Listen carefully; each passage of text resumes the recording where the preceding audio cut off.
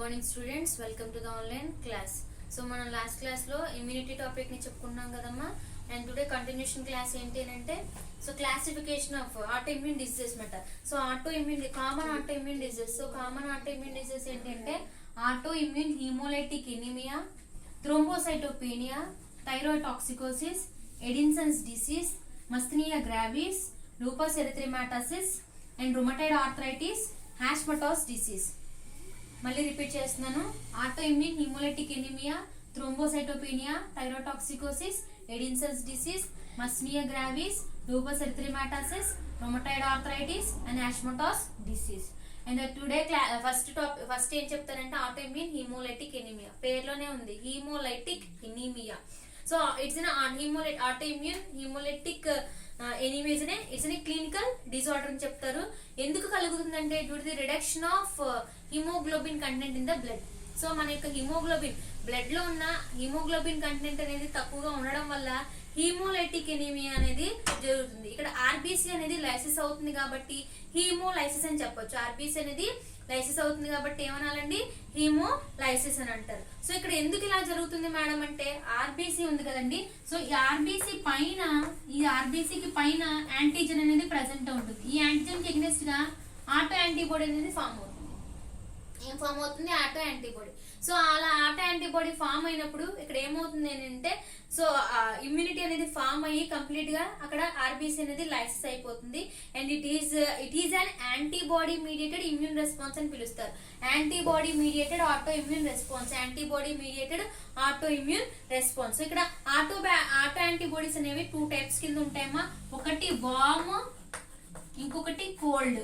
ఒకటి warm antibody, ఇంకొకటి cold antibody. Warm యాంటీబాడీకి example ఏంటి అంటే ఐజీజీ మాట. మన యాంటీబాడీ అనొచ్చు కదమ్మా. అదే కోల్డ్ అయితే ఐజీఎం. ఇది వార్మ్ యాంటీబాడీ అనేది ఎక్కడ యాక్టివ్ గా ఉంటుందంటే they are activate in 37 degrees and low active in 4 degrees. ఇదైతే 4 degrees దగ్గర యాక్టివేట్ గా ఉంటుంది, 37 degrees దగ్గర లో యాక్టివేట్ గా ఉంటుంది. Vice versa, warm cold. ఓకేనండి. సో అది ఆటో యాంటీబాడీస్ మాట. And next it is type 2 hyper sensitivity reaction దగ్గర చెప్పాలి. Type 2 hyper sensitivity. సో ఇక్కడ క్రాస్ రియాక్ట్ అవ్వడం వల్ల చాలా కాంప్లికేషన్స్ ఉంటాయన్నమాట. ఓకేనా. ఎరిథ్రోబ్లాస్టోఫిటాలిసిస్ జరుగుతుంది. ఓకేనా. సో అదంతా మీకు నెక్స్ట్ హైపర్ సెన్సిటివిటీ దగ్గర క్లియర్ గా చెప్తాను. హీమోలైసిస్ అలాగే బ్లడ్ ట్రాన్స్ఫ్యూజన్. ఒక బ్లడ్ ఇంకొక బ్లడ్ కి ఇవ్వడం వల్ల అక్కడ యాంటీజెన్స్ అనేవి క్రాస్ రియాక్ట్ అవ్వడం వల్ల మనకి ఇన్ఫెక్షన్, డెత్ కూడా జరిగే ఛాన్సెస్ ఉంటాయన్నమాట. బ్లడ్ క్రాస్ రియాక్ట్ అయిపోతుంది. అందుకే ఏ బ్లడ్ గ్రూప్ వాళ్ళకి ఇస్తారు. క్రాస్ రియాక్ట్ చేయకూడదు. ఎందుకంటే ఏ యాంటీజెన్ ఉంటే ఆ యాంటీజెన్ కానీ క్రాస్ రియాక్ట్ అవ్వకూడదు కాబట్టి. అందుకే ఇది టైప్ 2 హైపర్ సెన్సిటివిటీ దగ్గర ఇన్వాల్వ్ అవుతుంది. సో ఆర్బీసీ యొక్క లైఫ్ స్పాన్ ఎంత అంటే 121 days కింద మనం చెప్పొచ్చు. సో అది auto immune haemolytic anaemia. And next thrombocytopenia. So the auto antibodies characterized by the low platelet count. So platelet కి నెక్స్ట్ ఇక్కడ యాంటీ ప్లేట్లెట్ యాంటీబాడీస్ ఫామ్ అవుతాయి. యాంటీ ప్లేట్లెట్ యాంటీబాడీస్ అనేవి ఫామ్ అవుతాయి కాబట్టి ఇక్కడ థ్రోంబోసైటోపీనియా డిసీజ్ కాజ్ అవుతుంది. Auto antibody anti platelet antibodies form అవడం వల్ల ఇక్కడ ప్లేట్లెట్ కౌంట్ అనేది తగ్గిపోవడం వల్ల, డౌన్ అయిపోవడం వల్ల థ్రోంబోసైటోపీనియా డిసీజ్ కలుగుతుంది. Next thyroid toxicosis. So thyroid toxicosis అనేది it's a systematic disease only effect the 1 organ. So ఇక్కడ థైరాయిడ్ గ్లాండ్ మీద దీని ప్రభావం ఎక్కువ చూపిస్తుందమ్మా. సో థైరాయిడ్ గ్లాండ్ మీద ఏంటంటే ఎక్కువగా secrete increase highly efficient amount of ఎక్కువగా ఇక్కడ థైరాక్సిన్ అనే హార్మోన్ రిలీజ్ అవడం వల్ల ఇక్కడ థైరాయిడ్ టాక్సికోసిస్ డిసీజ్ కలుగుతుంది. దీన్ని గ్రేవిస్ డిసీజ్ అని పిలుస్తారు. ఇక్కడ stimulation done by the auto antibody. ఇక్కడ ఎవరు స్టిమ్యులేషన్ చేస్తున్నారు? Auto antibody. అలాగే నెక్స్ట్ ఇక్కడ ఏంటంటే ఆ ఆటో యాంటీబాడీని LATS అంటారు. Long acting thyroid stimulator. ఇది స్టిమ్యులేటింగ్ మాలిక్యూల్ అనమాట. LATS అనేది ఏంటంటే ఇట్ ఇస్ స్టిమ్యులేటింగ్ మాలిక్యూల్ అంటారు. And next it activate the adenyl cyclase in thyroid cell membrane.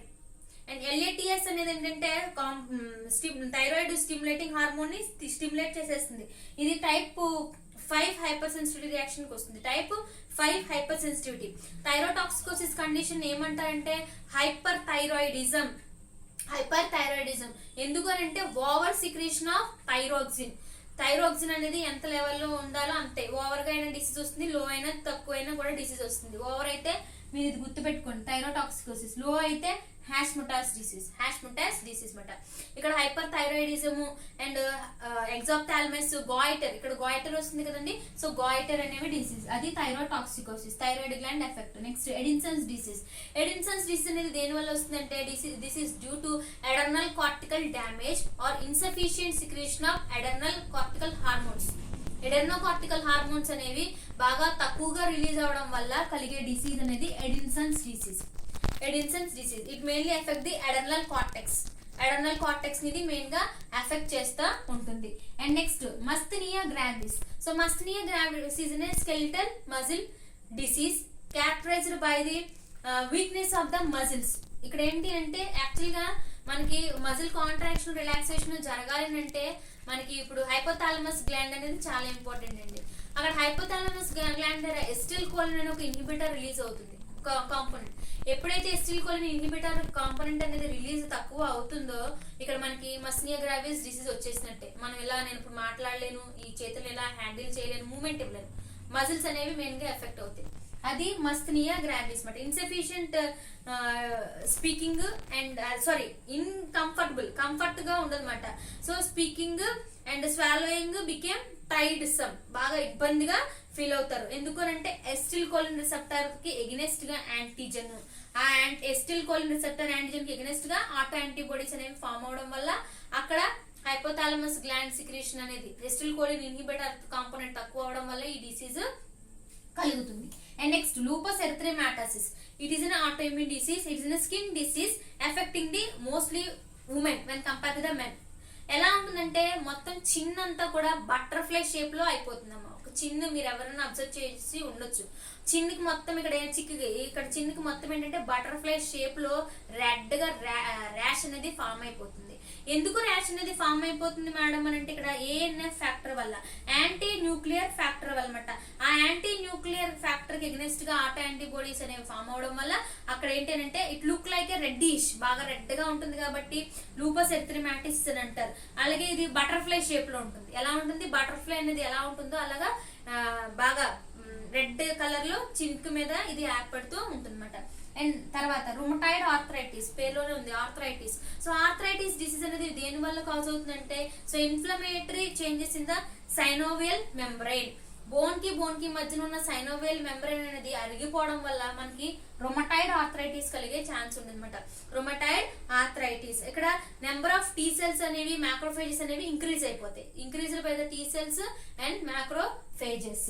And last Hashimoto's disease అంటే హైపోథైరాయిడైటిస్ మాట.